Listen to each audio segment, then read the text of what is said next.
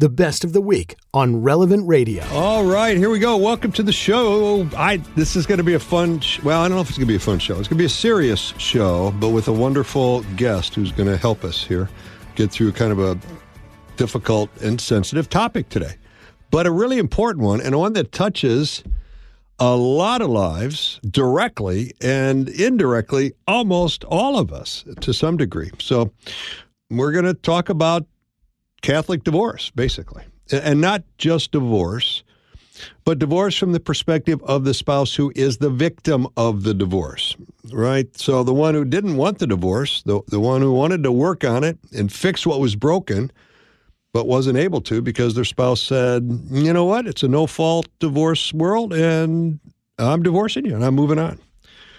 So we're going to focus on that group a little bit. So today I'm going to be joined by Leila Miller. Listen, Leila is a Catholic writer and author whose passion is church teaching on marriage, family, human sexuality, and, well, pretty much all moral issues. She's published 4 books, and her latest, Impossible Marriages Redeemed, They Didn't End the Story in the Middle. And that's the focus of a lot of the work that I do in the show. And it's going to be the focus of our conversation here today. So, Leila, welcome to the show, my friend. Oh, thank you, Doug. I'm so glad to be back with you. It's always a delight, and I'm just such a big fan of the work you're doing, and it's so important. And Catholic divorce is one of those things we kind of whisper about because it's not supposed to happen, right? I mean, other people get divorced, but Catholics don't get divorced, and yet we do at almost the same rate as the general population. We're a little bit better, but not much. And you're doing such great work out there for that population, which is kind of, a little on the invisible side, I think, to a large degree. How did you decide to tackle this topic? Well, it's a great question. And not only are the people who stand for their marriages, which we're going to talk about today, not only are they the invisible ones, but I started out by looking at another invisible group, which is the children of divorce. The book that I edited called Primal Loss put together those answers to some questions I sent out to 70 now adult children of divorce. I did not know myself. This is why all of this is kind of a surprise to me, because they were invisible to me as well. So I have, this has been made manifest in my life, in my work. So when I got those answers back from the children of divorce, I was shocked, and I'm now, a crusader against divorce and to make sure that these children's voices are heard, even adults, even decades later. Yeah. But in the meantime, so I did all that. And in the meantime, I was introduced to another silent group that isn't allowed to speak in this society of divorce and be happy and have a good romance. And those are the abandoned spouses. So those are the ones, like you said, who didn't want the divorce, or, they were reluctantly divorced. Or maybe some of them had to separate for danger, but they're trying very hard to get their marriage back together, but they have to be separated. But the entire pressure on those 4 people is to divorce and move on, or if you've been divorced, someone divorced you, to go ahead and move on, get your annulment, go get a new marriage, go have a good romance. And so they are such a minority because no one does this, right? Nobody does this anymore, where you stay alone and lonely praying for the return of your spouse. And I will say, I've been working on my next book, which is called Unholy Inversions. And one of the chapters in that book is going to be how we now do this kind of reflexive moving on, this reflexive annulment seeking so that we can move on, even if we didn't want the divorce. So what I like to do is just spark the knowledge in people's heads, and they see it right away. For 2,000 years, the default for Catholics was to stay faithful until death. Right? That's actually the vow. So the default, it was unheard of that you wouldn't do that. I mean, occasionally people maybe didn't, or they went on, had an affair, they did whatever. But in general, everyone knew, well, you get married, you're married in the Catholic Church, you're a Catholic, you're married unto death. For example, Queen Catherine of Aragon married Henry VIII. He didn't want her anymore. He wanted an annulment. She stayed faithful till death. Well, I didn't really even realize the entire Catholic populace of England was Catholic then. Yeah. They were on the side of Catherine. They were cheering for Catherine. Yeah. Today, we would have the opposite. Today, we would have them cheering for, Catherine to move on. Like, come on, Catherine, he's a jerk. You got to go on. You got to be happy. You deserve better. You deserve better. And why he's moved on. What's wrong with you? And Yeah. So now we have totally inverted what we expect as Catholics. And it's kind of shocking to us when we hear that there are people out there standing for their marriage to the end. Yeah. And it should not shock us. So that's why they're the silent group, because they're really told you're kind of being foolish. Yeah, right. Yeah. Right. It's interesting. It's a very interesting cultural dynamic, I think. So, listen, one of the reasons I love your book, Impossible Marriages Redeemed, is because I'm a sucker for a happy ending, which is kind of like why I became a marriage therapist. Because, like, if you can save a marriage, fix a marriage, that's a happy ending, and I feel good about that, right? But not all marriages can be saved, as I found out. Just because I'm a marriage therapist doesn't mean I'm able to fix all the marriages that show up on my doorstep. And a lot of them don't have happy endings, right? And so the end of your book, you feature a number, what do you got, about a dozen stories in there, I guess, about marriages that ended in divorce? Yeah, 15. Mm-hmm. 15, okay, there you go. So they ended in divorce, but the abandoned spouse chose not to pursue an annulment and has decided to honor their wedding vows, even though they're legally divorced. And you call those people the standers. So talk about who's a stander? How do you define that? Right. So a stander is someone who has been abandoned and refuses to move on and say, okay, I'm going to go get an annulment. Or another thing might be that maybe their spouse did get an annulment, and the stander would say, well, I'm confident that I have a valid marriage.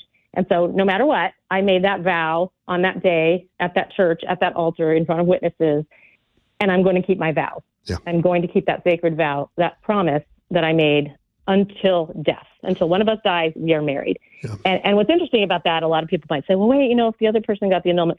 Well, even Cardinal Burke, who was in charge of the signatura, he has said, if you in your heart, that you had a valid marriage, even if the tribunal were to say, and it's just the best moral certitude guess, it's not infallible, but if they were to say, no, your marriage isn't valid, you still have an absolute right, and in your conscience, you stand for that marriage if you believe you are still married. So some people have had, a declaration of nullity called down on their marriage, and some have not. Yeah. But either way, these are people who say, it doesn't matter because I made that vow. I believe that the vow, was real, and I believe that marriage was confected at that time, and therefore I'm going to honor that vow. It's, again, something that was just normal and expected up until, just a few decades ago.